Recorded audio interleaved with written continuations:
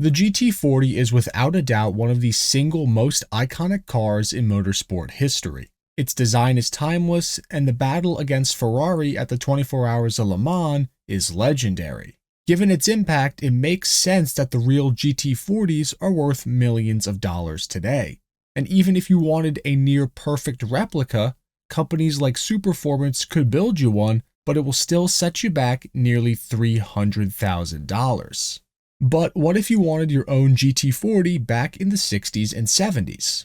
Before Superformance, there was really only one company offering the dream of GT40 ownership to the average person. Based in California, they called themselves Fiberfab, and they built not one, not two, but 3 different GT40-inspired kit cars that ranged from budget-friendly kits to full-fledged turnkey supercar killers. They weren't just slapping together fiberglass bodies. Fiberfab was making the GT40 fantasy accessible to the masses. But this isn't a story just about cars. It's a story about ambition, deception, and a man who had blood on his hands. Because behind Fiberfab was a founder whose life would take a turn so dark and so shocking that it almost seems made up. And the GT40 replicas that he helped create, well, those were only the beginning of the end. Fiberfab was originally founded by a man named Warren Harding Goodwin, but he went as Bud. His journey into the fiberglass kit car industry didn't begin with Fiberfab though, far from it. Before he was crafting GT40-inspired replicas, Goodwin cut his teeth in the fiberglass car world with a company called Sports Car Engineering, which he founded in 1957. Sports Car Engineering specialized in importing fiberglass bodies from the UK-based Microplast company and rebranding them as a car called the Spider, and then selling those lightweight racing shells for American hot rodders who were eager to exploit the booming gentleman's racing scene of the 1950s. Bud was one of those racers himself, and he built his own custom chassis for one of these bodies for his personal race car. But rather than just importing one for his own use, his entrepreneurial mind pushed him to offer this to other willing buyers as well. With prices starting at just $300 for a bare fiberglass body, it was an attractive option for the budget-conscious racers who wanted lightweight bodies to use for their race cars. Because let's face it, every pound counted. The business thrived, and Goodwin's keen eye for market trends allowed him to expand the product lineup to include additional models, like the Tornado and the Hurricane. In fact, by the early 60s, the business had become so successful to where he was able to sell it. Things were on the up and up, and Goodwin was beginning to get his first real taste of success. In 1964, he partnered with John Hebler, a talented mold engineer, to form what would become Fiberfab. Hebler, the quiet technical mastermind, complemented Goodwin's vision and relentless drive. Fiberfab was poised to become a powerhouse in the American kit car industry. From the onset, they positioned themselves as disruptors. Instead of simply importing bodies, the company designed and manufactured its own fiberglass creations as a way to differentiate itself, offering everything from Corvette-based replacement bodies to ambitious, full-fledged sports car kits. They had a slew of different models available for discerning buyers in kit form, and prices for them were all pretty reasonable. It should be known though that these kit cars are not like the Factory 5 Cobra kits that you can buy today, where they come with every piece needed to complete them and super detailed instructions. With these, you really got the body, some extra parts, and a rough outline of what to do, but the rest was up to you. Building one of these kits back in the day was not for the faint of heart. But they did all look pretty cool, and the real game changer came in the form of the car that they called the Valkyrie. Launched in 1966, the Fiberfab Valkyrie was a bold tribute to the GT40, which at the time was pretty much the hottest thing in the world. And if you squinted, this car was a GT40, but upon closer inspection you could see that the lines were just a little bit off and the proportions weren't quite right. It was better looking than a lot of kit cars, and back then you probably could have fooled pretty much anyone with it because of the lack of the internet existing, not many people had actually seen a real GT40. The Valkyrie had to make use of off-the-shelf donor parts to exist, which meant using existing lights, Mustang rear glass, and other parts, hence some of the obvious departures from the GT40's styling. But the Valkyrie wasn't just a bolt-up body clone for an existing chassis. The Valkyries were designed to handle real American horsepower, with their custom tube frame chassis that was engineered by Fiberfab.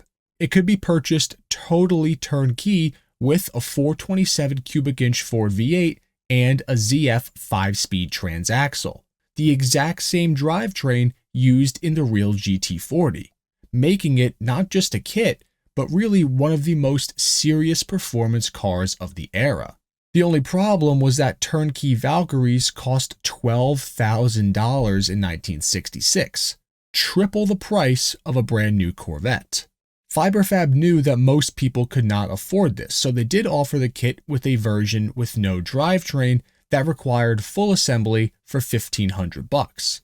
This included the body and some chassis components, but the rest was up to you. And even then, when you consider that a brand new Falcon at the time started at $2,000, the chassis and body for this car was nearly the price of a brand new, fully running and driving economy car. Most of the sales of the Valkyrie ended up being the kits, which were mainly designed for small block Chevy V8s or small block Ford V8 applications. Most of the suspension components for the Valkyrie were actually sourced from a Corvair, as was the transaxle for the kit cars. So a donor Corvair plus the engine of your choice were the main parts that you needed to at least get one running. Now, if the $1,500 for the kit plus the donor parts to finish it was still too steep for you, then don't worry, because Fiberfab had two other models under the Avenger nameplate. Now, the Avenger body was very similar to that of the Valkyries, except for its tail section being elongated. And you may ask why. Well, to keep costs down for the Avenger kits, Fiberfab needed to ditch their custom tube chassis and allow customers to mount the Avengers on off-the-shelf donor platforms. There were two Avenger GT versions as mentioned, the GT12 and the GT15. The GT12 cars were designed like so many other period cars to use a Volkswagen Beetle floor pan as the donor. This meant the suspension, steering, and drivetrain from a VW would be the engine of choice for the GT12.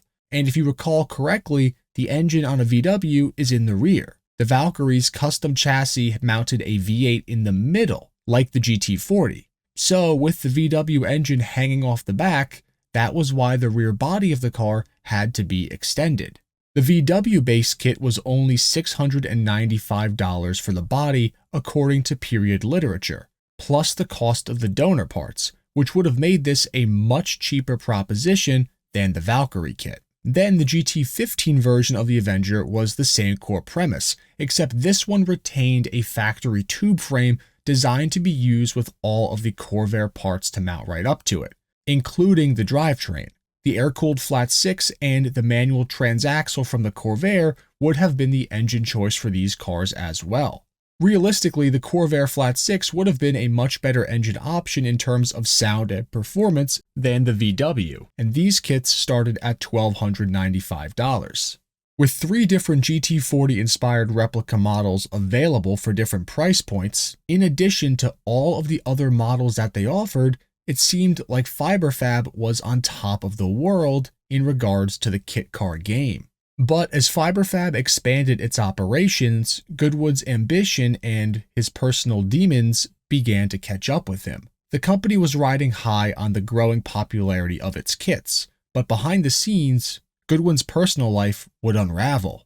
What should have been Fiberfab's golden era would instead take a dark and tragic turn, forever altering the company's legacy.